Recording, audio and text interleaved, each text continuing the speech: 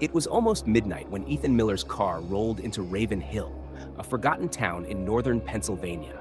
Fog covered the cracked highway like pale ghost skin, and the pine trees on both sides stood unnaturally still, too still for a winter night. Ethan was a freelance photographer, traveling state to state for a new documentary series titled America's Abandoned Places. His plan was simple: reach the motel, rest for a few hours, and at sunrise, photograph the old Harrington Asylum, a place rumored to be the most haunted institution in the country. Locals said no one stayed inside that building for more than an hour.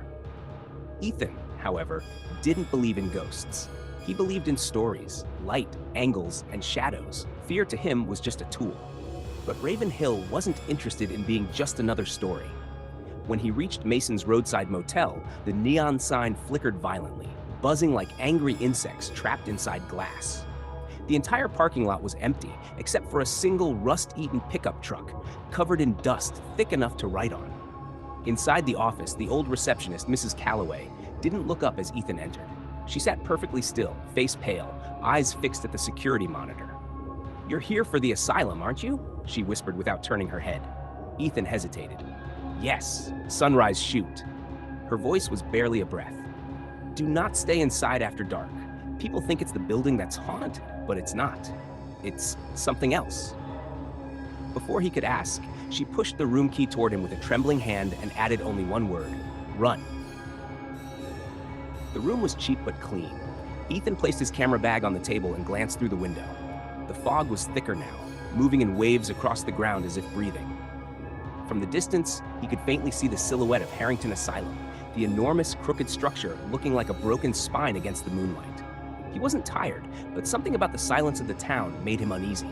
No dogs barking, no insects, no wind, just a heavy, unnatural stillness.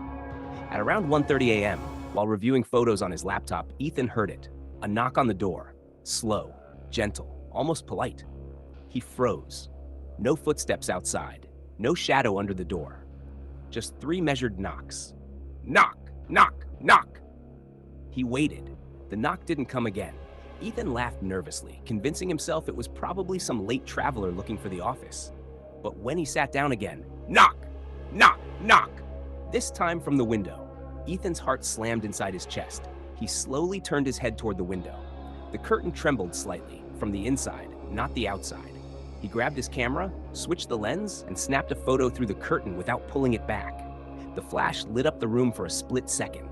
Silence. He checked the camera preview. The photo showed the window, the curtain, the fog outside, and a face pressed against the glass. Not human.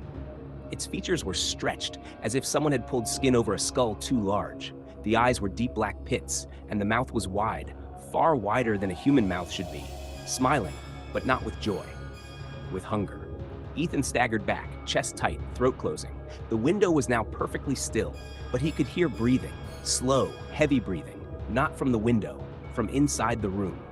He swung the camera around and took another picture into the darkness. Flash, silence, flash, silence. Every time the room lit for a split second, he saw nothing but empty shadows.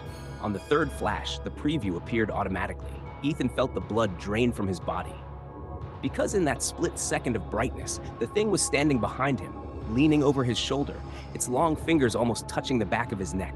And it was smiling. He didn't scream. He didn't look back.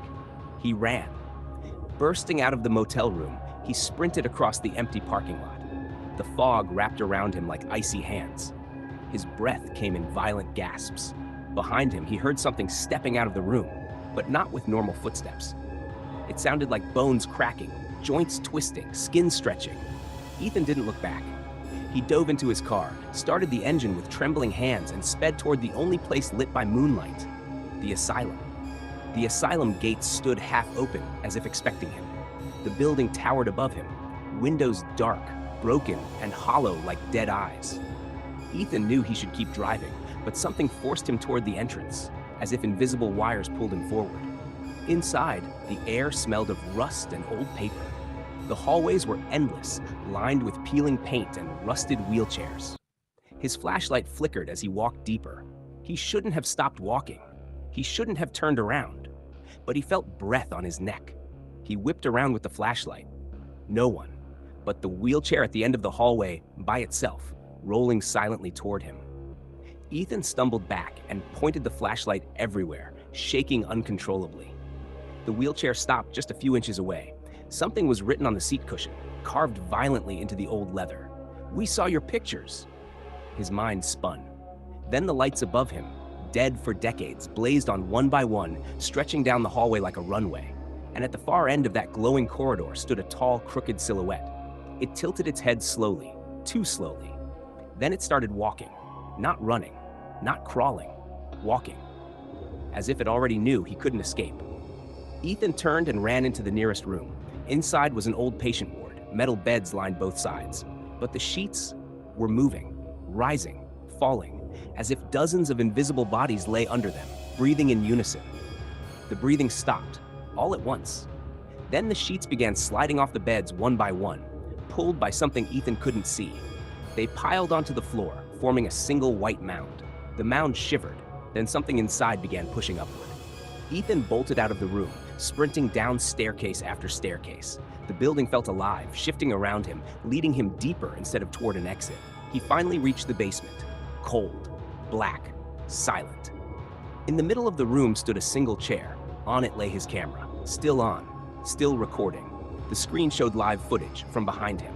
Before he could turn, a hand, icy, skeletal, rested gently on his shoulder. And a voice whispered, not in his ear but inside his mind, "We're not in your pictures, you're in ours." The basement lights exploded. The screen went dark, and Ethan Miller was never seen again. Only his camera was found, still recording, still facing the empty hallway, still capturing something breathing just outside the frame. End of story.